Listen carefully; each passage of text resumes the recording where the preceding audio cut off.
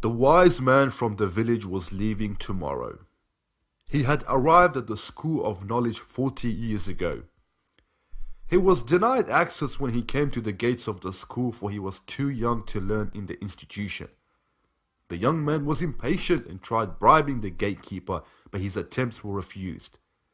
The young man did not have the patience to wait until he was old enough to be granted admission and left the gates of the institution to earn his living in the city until he was old enough to be granted admission.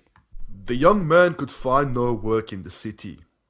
He had been a farmer in his village but did not have the skills required for the jobs he aspired to do in the city, all of which were white-collar jobs.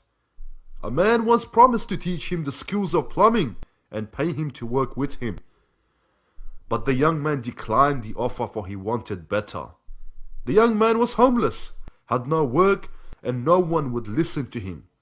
He still aspired to be someone great, but failed to listen to advice of anyone who told him to be humble and begin working with anyone who offered him a small or lowly job. Frustration grew in the young man's mind. He began to question why things weren't going his way. His hate for his fellow citizens grew, and with time he started finding comfort in drugs. The young man started stealing for a livelihood, and every penny stolen was used on drugs and alcohol. He forgot his dream of bettering himself and withdrew into his drug-induced dreams. One day the young man was caught stealing. The court looked carefully into the young man's life and decided to sentence him to work in the school of knowledge until they deemed him to be reformed. Correctional officers brought the young man to the school of knowledge. Nothing had changed since the last time the young man came to the gates of the institution. His first job in the institution was sitting down with the gatekeeper he once tried to bribe. The young man had to sit patiently with the gatekeeper and follow his commandments.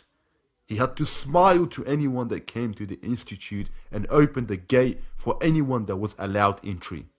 When the gatekeeper was satisfied with the change in the young man's character, the young man was given access to enter the school of knowledge. Inside, the young man was to be a cleaner. The young man worked tirelessly to clean the institution. As a cleaner, he was given keys to access classrooms of the institution, and the young man was careful not to break the trust. Once the man's work as a cleaner was seen to be sufficient, the young man was taught to cook, and with time the young man learnt and became one of the chefs of the institute. When he had completed all his tasks in the kitchen, the young man would sit in classes and listen to lectures on the fundamentals of knowledge of the self and how one can become better. The young man had come to love the school that he had cooked for and looked after. Since he was now old enough to enter the school, he asked for permission. The young man was told he could enter as a novice. He would have to work in the school to pay for his position by working in the veggie garden.